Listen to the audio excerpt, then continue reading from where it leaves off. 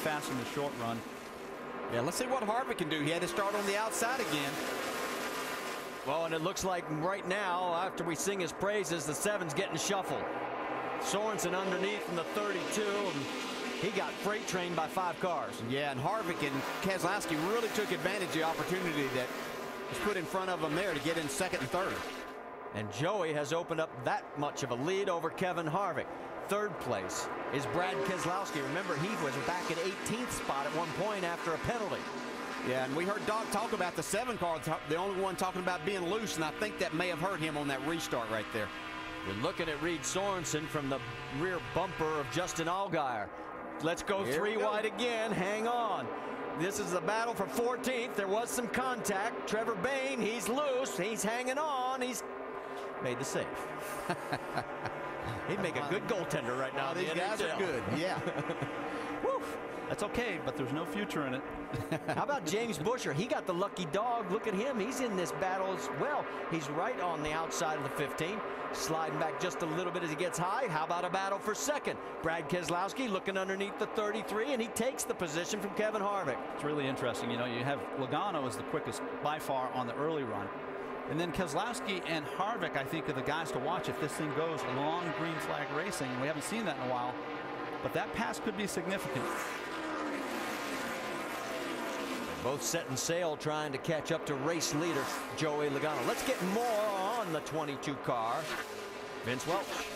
Well, remember, Brad Keselowski had run out of fuel. He'd gone to the back, and after that running out of fuel and that long pit stop trying to get it started, as you see Kyle Busch go on the inside, Keselowski said, don't worry about it, guys. The car's plenty good. We'll work our way back to the front, and that's where Keselowski is. He's running second. You know, we call him Concrete Kes. Over the last 10 races on the concrete, his average finish, 3.1. He is a little better on the longer run than the shorter run as well, but off to a good start on this restart. We'll see if he can hold Harvick behind him and make some ground up on the 20. The truth is, in the last 17 concrete races, he has scored more points, Keselowski has, than anybody else. That's how good he's been. He's doing a terrific job. The 18 here trying to make hey, while the sun shines here, they got those new tires, and he's trying to pass as many. Ricky, that was one of your things that you said on these restarts early before the race, right? Yeah, and Dale, I'm wondering here, he's been tight all day long. He's in traffic. The challenge for Kyle is coming up through traffic and getting a feel for the car, because naturally in that position, it's only going to make it tighter.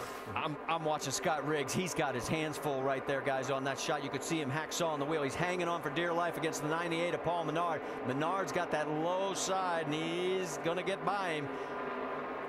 And the 70 of Shelby Howard trying to follow as well. Look out, they got trouble. That might be a product of the earlier incident, the first incident. That could be a payback. And oh man, fire in the #1 of James Buescher. He's on fire, buddy. They have got the window net down, and he is climbing out. Y'all good. Jump on out. Jump on out. Buescher is out, and you mentioned it. It goes back to earlier when Buescher got into the 38 and put him into the wall. Dale and I talked about that incident, the first incident of the day, and it's hard to describe, folks, what it feels like when you're in the car. But for Jason Leffler, it feels like you got hit by an airplane. I mean, and it looks very sensitive from here. But he retaliated, I believe, there because he thought he flat got taken out. Yeah, he didn't. And you know, when you're in that situation, you don't really know if they care if the guy got loose.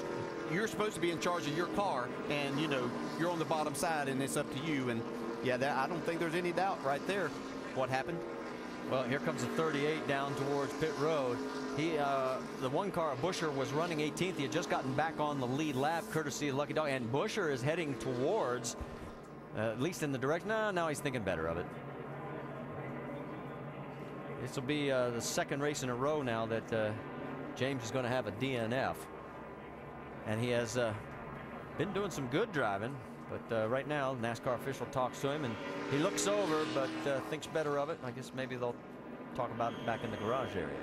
I understand Jason Leffler's frustration, but I think when he watches the incident, he's going to understand that this is a young driver who made a mistake, maybe got in a little too deep, and hard to separate that. And they're going to take James over to the infield care center just to be safe. All right, here we go with pit stops.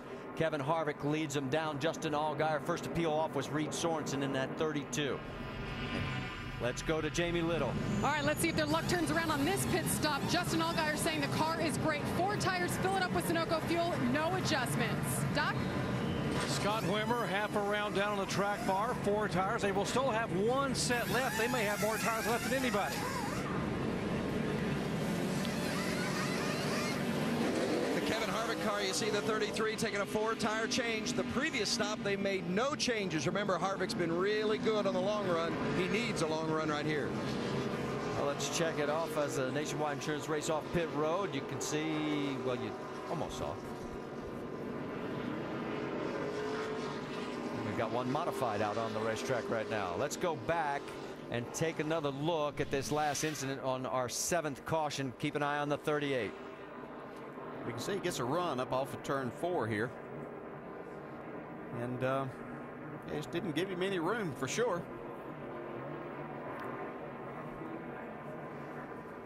Now let's go back to lap 43, and this is what you were talking about. This is what started it all. Yeah, I can't describe to you how hard that feels inside the car. It feels like you just got taken out. And early in the race, we knew that that type of thing might happen because the track was very, very slick.